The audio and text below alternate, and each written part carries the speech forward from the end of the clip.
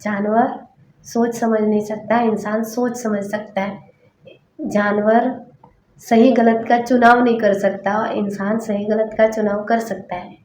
इंसान के पास बुद्धि है सोचने की, समझने की, जानवर के पास नहीं। तो ये अच्छी बात है क्या? मतलब जानवर तो फिर भी इंसान से अच्छे बेहतर तरीके से रहता है, संतुष्ट रहता है। फिर ये सवाल आता है कि इंसान में और जानवर में अंतर क्या है, और क्यों सिर्फ इंसान को ज्ञान की जरूरत होती है और जानवर को नहीं होती है। तो इसके लिए अगर हम देखें जानवर को तो हमें क्या दिखाई देता है, क्या समझ आता है? हम देखते हैं कि जानवर की कुछ शारीरिक जरूरतें हैं, और उसकी जो शारीरिक जरूरतें हैं जैसे कि भोजन, उसके रहने की व्यवस्था, उसके सोने की व्यवस्था, वो बच्चे पैदा कर सके इसके लिए नर या मादा, उसकी ये सारी ज़रूरतें हैं। और ये सारी ज़रूरतें उसकी जब पूरी हो जाती है तो उसको फिर और कुछ चाहिए ही नहीं, इतने में वो संतुष्ट रहता है। उसको इस बात से फर्क ही नहीं पड़ता कि उसको आप किस नाम से पुकारते हैं। शेर ने कभी खुद तो नहीं कहा कि मैं शेर हूं, शेर को शेर भी हम कहते हैं। उसको तुम उल्लू कहो उसको कोई फर्क नहीं पड़ेगा, उसको तुम गधा कहो उसको कोई फर्क नहीं पड़ेगा, नहीं पड़ेगा ना। उसको सम्मान अपमान से कोई फर्क नहीं पड़ता, उसको तुम गाली दो तो भी उसको कोई फर्क नहीं पड़ेगा। उसको तुमने जंगल का राजा बना दिया, उसको उससे भी कोई फर्क नहीं पड़ता। वो कभी नहीं कहता आकर के कि मुझे अवार्ड दो, कभी नहीं कहता कि मैं जंगल का राजा हूं चलो मेरा सम्मान करो। तुमने मोर को राष्ट्रीय पक्षी बना दिया, बरगद को राष्ट्रीय वृक्ष बना दिया, वो कभी नहीं कहते कि भैया हम राष्ट्रीय पक्षी हैं, राष्ट्रीय वृक्ष हैं, हमारा सम्मान करो। उनको कोई फर्क ही नहीं पड़ता। उनकी कुछ सीमित आवश्यकताएं हैं, उनको तुम पूरा कर दो तो वो संतुष्ट रहते हैं। अब आते हैं इंसान के पास। इंसान की भी कुछ शारीरिक आवश्यकताएं होती हैं, वही सारी जो जानवर की होती हैं, जैसे भोजन, कपड़ा, मकान, रहने की व्यवस्था, सोने के लिए, उसको आराम करने के लिए घर चाहिए, उसको भी बच्चे पैदा करना है तो नर या मादा चाहिए, उसको भी सुरक्षा चाहिए, है ना। तो यही कुछ इंसान की भी शारीरिक आवश्यकताएं होती हैं। तो इंसान और जानवर में यदि बिल्कुल भी कोई अंतर नहीं है, तो जैसे जानवर की आवश्यकताएं पूरी हो जाती हैं, शारीरिक आवश्यकताएं, तो वो संतुष्ट हो जाता है, उसी तरह इंसान की भी जब शारीरिक आवश्यकताएं पूरी हो जाएं तो उसे संतुष्ट हो जाना चाहिए। मगर यहीं पर असली अंतर आ जाता है कि वो सारी शारीरिक आवश्यकताएं जो कि इंसान की हैं वो उसकी पूरी हो जाएं, उसकी सारी सुरक्षा हो, उसको भोजन, कपड़ा, मकान सब कुछ हो, नर मादा सब हो, उसके बच्चे हों, उसके शरीर में कोई बीमारी ना हो, कष्ट ना हो, सब कुछ ठीक है। लेकिन उसके बावजूद भी समस्या यह है कि इंसान में एक चीज बची रह जाती है, और वो है उसकी बेचैनी, उसकी असंतुष्टि, उसके अंदर अपूर्णता का भाव, एक खालीपन, एक सूनापन, जो भी नाम उसको हम दें। माने सारी शारीरिक आवश्यकताएं पूरी हो गई, उसके बावजूद भी इंसान की पीड़ा नहीं मिटी, वो अभी भी बेचैन है, अशांत है। यहीं से फिर वो बात आती है क्या कि मनुष्य जो है सिर्फ शरीर मात्र ही नहीं है। इसीलिए कहा जाता है कि तुम केवल शरीर मात्र नहीं हो, तो शरीर के लिए ही मत जीने लग जाना, क्योंकि तुम्हारी असली समस्या कुछ और है। हम देखते हैं ना, बहुत हैं ऐसे जिनके पास कोई कमी नहीं किसी चीज की, जरूरत से ज्यादा है, लेकिन फिर भी वो बेचैन है, अशांत है, परेशान है। क्यों है? क्योंकि वो सिर्फ शरीर मात्र नहीं है। जो चीजें हमें बहुत जरूरी लगती हैं, पैसा, सम्मान, पद, प्रतिष्ठा, मतलब उनके लिए इन सबका कोई मूल्य नहीं। तुम ले जाकर शेर के सामने बहुत सारे पैसे रख दो, बहुत महंगे महंगे कपड़े रख दो, और वहां पर रख दो बगल में मांस, उसको भूख नहीं लगी होगी तो मांस भी नहीं खाएगा। भूख लगी होगी तो वो ना पैसा के पास जाएगा, ना कपड़ों के पास जाएगा, ना गाड़ी घोड़े किसी और चीज के पास जाएगा। घोड़े के पास चला जाएगा हालांकि मांस के लिए, पर मांस रखा है तो वो मांस के पास चला जाएगा, क्योंकि उसको चाहिए क्या? कुछ सीमित चीजें जो उसके शरीर के लिए आवश्यक हैं, है ना। सुरक्षा, भोजन, सेक्स और बच्चे पैदा करना, ये सब, और नींद, है ना। इसीलिए फिर कहा जाता है कि तुम शरीर की ही सेवा करते रहोगे तो तुम्हारा इलाज नहीं होगा, तुम्हें संतुष्टि नहीं मिलेगी। शरीर की जितनी जरूरतें थी उतनी हमने पूरी कर दी।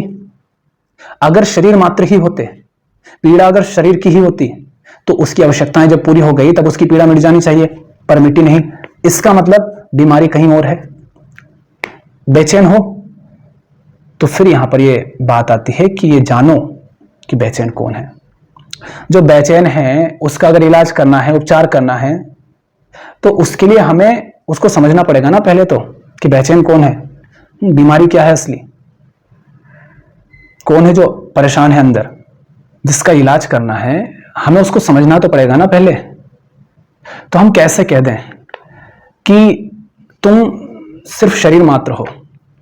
जो बेचैन है, अगर तुम्हें उसका पता ही नहीं कि बेचैन कौन है, असली बीमारी क्या है, तो फिर उसका इलाज कैसे करोगे? बीमारी आपको है और इलाज कर रहा हूं मैं किसी और का, तो क्या आप ठीक होगे? नहीं होगे। और यही गलती मनुष्य करता है कि बीमार कोई और है, बेचैन कोई और है, और वो भोग चढ़ाता रहता है शरीर का। बेचैन कोई और है और वो भोग चढ़ाता है किसी और को, माने शरीर को। परेशान कोई और है और वो मेहनत करता रहता है किसी और पर। वो शरीर को सजाता है, शरीर को मजबूत बनाता है, शरीर की देखभाल करता है, शरीर के लिए सारी सुविधाएं जुटाता है।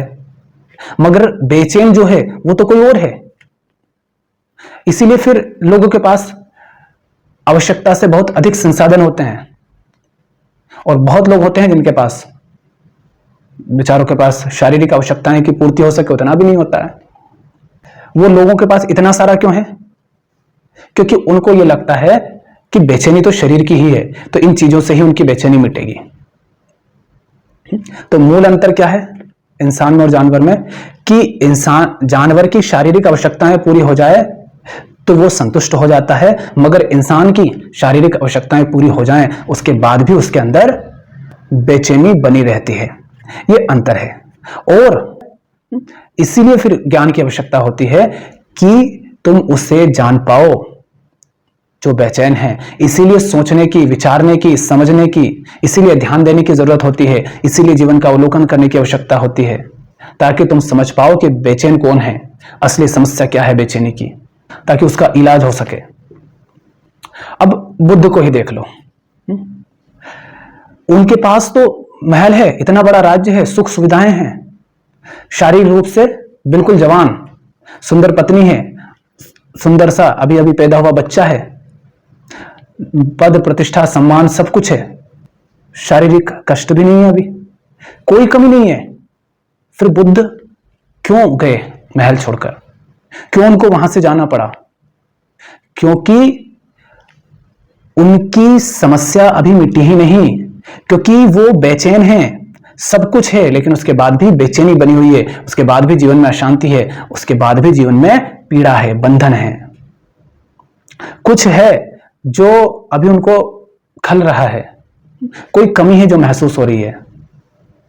तो यहीं से फिर वो बात आती है कि यदि तुम शरीर मात्र ही हो तो तुम्हारे पास तो सब कुछ है, फिर बेचैन क्यों हो, परेशान क्यों हो? परेशान इसलिए हो क्योंकि केवल शरीर मात्र नहीं हो तुम। और फिर दूसरी स्थिति यह भी आती है क्या, कि उसको कुछ ऐसा मिल जाता है, कुछ ऐसा समझ आ जाता है कि उसकी खातिर फिर वो शारीरिक सुविधाओं को ठुकरा भी देता है, उसकी खातिर वो शारीरिक कष्ट को सहने के लिए भी तैयार हो जाता है। उससे भी आगे की स्थिति आ जाती है कि कुछ उसे ऐसा मिल जाता है, कुछ ऐसा उसे समझ आ जाता है कि उसकी खातिर फिर वो शरीर को त्यागने को भी तैयार हो जाता है। सुख सुविधाओं की तो हमने बात करी कि बुद्ध ने सारी सुख सुविधाएं त्याग दी, किसकी खातिर? उसकी खातिर जो उन्हें सचमुच चाहिए। ठीक, कितने सारे हम उदाहरण देखते हैं क्रांतिकारियों के, कितने सारे धार्मिक महापुरुष हुए, कितने सारे फिलोसोफर हुए, दार्शनिक हुए। उदाहरण के लिए भगत सिंह को ले लो, सुकरात को ले लो, मंसूर को ले लो, जीसस को ले लो, और भी बहुत हुए हैं, कितने तो हुए अनेक। इन सब ने कुछ ऐसा समझा, इन सब ने कुछ ऐसा पाया कि जिसकी कीमत इस शरीर से बहुत ज्यादा, बहुत बहुत ज्यादा, उसके बदले उन्हें कुछ और चाहिए ही नहीं। अगर तुम कहो, उसको कोई भी नाम दे दो, जैसे भगत सिंह के लिए वो चीज आजादी हो सकती है, किसी के लिए वो कह सकता है कि मैं सच्चाई की खातिर शरीर को भी कुर्बान कर दूंगा।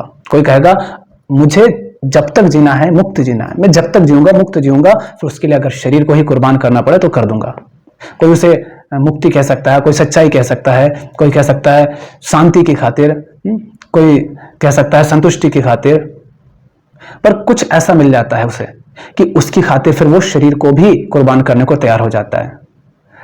इससे क्या पता चल रहा है कि शरीर से आगे कुछ है जो तुम्हें चाहिए, और वो जब तुम्हें मिलता है तभी तुम संतुष्ट हो पाते हो। सिर्फ शरीर की आवश्यकताओं की पूर्ति हो जाने से संतुष्ट नहीं होते हो, और वो तुम्हें मिल सके, वो तुम्हें समझ आ सके, उसका तुम्हें पता चले, तुम उसे जान पाओ, इसके लिए फिर इंसान को जरूरत होती है ज्ञान की। सवाल यही था ना हमारा कि अंतर क्या है, तो हमने अंतर कहा कि उसकी शारीरिक आवश्यकताएं पूरी हो जाती हैं तो वो संतुष्ट हो जाता है, मगर मनुष्य नहीं होता है।